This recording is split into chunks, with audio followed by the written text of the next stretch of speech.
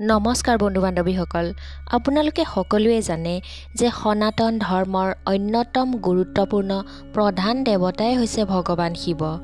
তেওঁ দেৱাদিদেৱ মহাদেৱ, নীলকণ্ঠ, ত্ৰিনেত্ৰধাৰী, শংকৰ, মৃত্যুঞ্জয় আদি বহু নামেৰে পৰিচিত।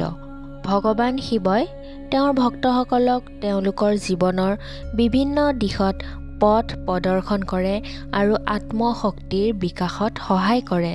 বন্ধু বান্ধৱীসকল, আজি মই এই ভিডিঅ'টোৰ মাধ্যমেৰে ভগৱান শিৱৰ 10টা অতি মূল্যৱান কথা, যিবোৰ আমাৰ দৈনন্দিন জীৱনত অতি প্ৰাসংগিক আৰু প্ৰেৰণাদায়ক, তাকেই আলোচনা কৰিবলৈ ওলাইছোঁ। 1 নম্বৰতে হৈছে আপোনালোকে সদায় আত্মাৰ শক্তিৰ ওপৰত বিশ্বাস ৰাখক। ভগৱান শিৱৰ এটা প্ৰধান শিক্ষা হৈছে আত্মাৰ শক্তিৰ ওপৰত বিশ্বাস ৰখা। এই শিক্ষাৰ মূল কথাটো হ'ল জীৱন যুদ্ধত সফলতাৰ বাবে নিজৰ ওপৰত বিশ্বাস থকাটো অতি গুৰুত্বপূৰ্ণ। যেতিয়াই আমাৰ নিজৰ শক্তি আৰু শক্তিৰ ওপৰত বিশ্বাস থাকে, তেতিয়া যিকোনো প্ৰতিকূল পৰিস্থিতিৰ সন্মুখীন হোৱাটো সহজ হৈ পৰে। এইটো আত্মবিশ্বাস আৰু আত্মজ্ঞানৰ এক গুৰুত্বপূৰ্ণ শিক্ষা। 2 নম্বৰতে হৈছে আপোনালোকে সত্যৰ পথ অনুসৰণ কৰক। ভগৱান শিৱ সদায় সত্যৰ উপাসক আৰু সকলোকে সত্যৰ পথ অনুসৰণ কৰিবলৈ পৰামৰ্শ দিয়ে। তেওঁ কয় যে জীৱনৰ প্ৰতিটো দিশতে সত্যই আমাৰ প্ৰকৃত পথ দেখাব পাৰে। সত্যৰ প্ৰতি দৃঢ় বিশ্বাসী আমাৰ চৰিত্ৰ শক্তিশালী কৰে আৰু পাপ কৰ্মৰ পৰা মুক্ত কৰে। 3 নম্বৰতে হৈছে আধ্যাত্মিকতা আৰু ধ্যান। ভগৱান শিৱই ধ্যান ধাৰণাৰ দ্বাৰা আধ্যাত্মিক শক্তি লাভ কৰিবলৈ পৰামৰ্শ দিয়ে। তেওঁ নিজেও ধ্যান ধাৰণাৰ জৰিয়তে আত্মাৰ শক্তিৰ সৈতে সংস্পৰ্শত থাকিছিল।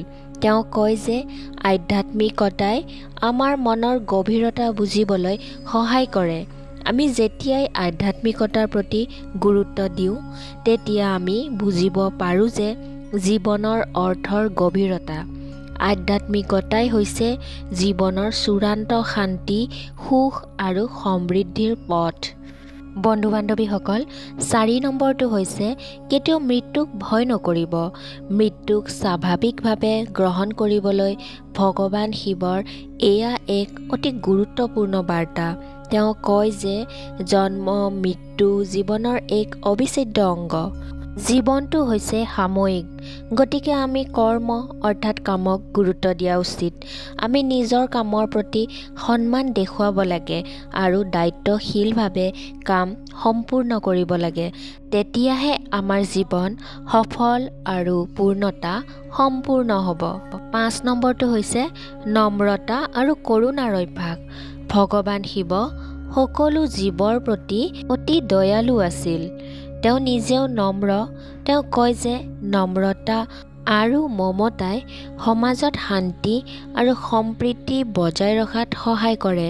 সকলো জীৱৰ প্ৰতি সমান দৃষ্টি ৰাখিব লাগে।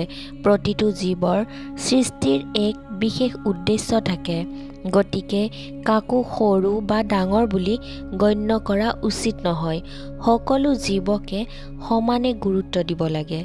6 নম্বৰতে হৈছে জাতি আৰু ধৰ্মৰ মাজত বৈষম্য নকৰিব। ভগৱান শিৱৰ বাৰ্তা হৈছে মানৱতাক সৰ্বোপৰি স্থান দিয়া। তেওঁ কয় যে জাতি ধৰ্ম পাহৰি আমাক সকলোকে কেৱল মানুহ হিচাপেহে চাব লাগে। মানুহে নিজৰ মানৱীয় দায়িত্ব পালন কৰা উচিত।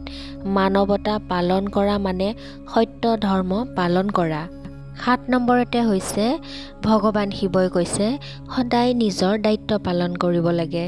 ভগৱান শিৱৰ এটা শিক্ষা হ'ল নিজৰ দায়িত্ব যিমানেই কঠিন নহওক কিয়, কিন্তু সদায় পালন কৰাৰ চেষ্টা কৰিব লাগে। তেওঁ কয় নিজৰ দায়িত্ব আৰু কৰ্তব্য পালন কৰাটোৱেই মানুহৰ প্ৰকৃত ধৰ্ম। অধ্যৱসায়ীভাৱে সেইবোৰ পূৰণ কৰিলে আমাৰ চৰিত্ৰ উন্নত হয় আৰু জীৱনৰ সঠিক লক্ষ্যত উপনীত হ'ব পাৰোঁ। 8 নম্বৰতে হৈছে আমি সদায় অহংকাৰক পৰিত্যাগ কৰিব লাগে।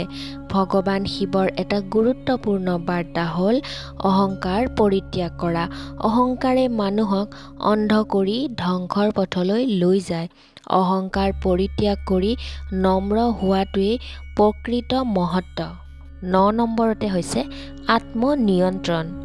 ভগৱান শিৱই কঠিন পৰিস্থিতিতো ধৈৰ্য হেৰুৱাব পৰা নাছিল। তেওঁ ধৈৰ্য আৰু আত্মসংযমৰ দেৱতা। তেওঁ কয় জীৱনত আত্মনিয়ন্ত্ৰণ বজাই ৰখাটোৱেই প্ৰকৃত শক্তি। খং, লোভ, অহংকাৰ এই গুণবোৰ নিয়ন্ত্ৰণ কৰিলে আমাৰ ব্যক্তিত্ব উন্নত হয়। আৰু শেষত অৰ্থাৎ 10 নম্বৰতে ভয়ক জয় কৰা। ভগৱান শিৱ এজন নিৰ্ভীক দেৱতা। ভয়ক জয় কৰিবলৈ কয়। জীৱনত যেতিয়া আমি যিকোনো ভয়ৰ সন্মুখীন হওঁ তেতিয়া সেই ভয়ক জয় কৰা শক্তি আমাৰ মন আৰু আত্মাক বিচাৰি উলিয়াব লাগে। ভয়ক জয় কৰিব পাৰিলেহে আমি সফলতা লাভ কৰিব পাৰোঁ। ভগৱান শিৱৰ এই 10টা বাক্য আমাৰ জীৱনৰ প্ৰতিটো দিশতেই গুৰুত্বপূৰ্ণ আৰু প্ৰাসংগিক। আমাৰ দৈনন্দিন জীৱনত পথ প্ৰদৰ্শক হিচাপে কাম কৰি প্ৰকৃত সুখ, শান্তি, সমৃদ্ধি আৰু আত্মশান্তি লাভৰ পথ দেখুৱাই দিয়ে। বন্ধু বান্ধৱীসকল, এয়াই আছিল ভগৱান শিৱৰ পৰা শিকিবলগীয়া আমাৰ জীৱনত 10টা গুৰুত্বপূৰ্ণ কথা। যদি আপোনালোকৰ এই ভিডিঅ'টো ভাল লাগিছে তেনেহ'লে লাইক আৰু শ্বেয়াৰ কৰিবলৈ একেবাৰে নাপাহৰিব। কমেণ্ট বক্সত ওম নমঃ শিৱায় বুলি লিখিলেই হ'ব। আৰু মোৰ এই চেনেলটোত যদি নতুনকৈ আহিছে তেনেহ'লে চেনেলটো ছাবস্ক্ৰাইব কৰি ৰাখিব। তেতিয়াহে আপোনালোকে মোৰ এই চেনেল যোগে এনেকুৱা ধৰণৰ সুন্দৰ সুন্দৰ ভিডিঅ' আপোনালোকে আগলৈও পাই থাকিব। তেনেহ'লে আজিলৈ আহিছোঁ। ধন্যবাদ।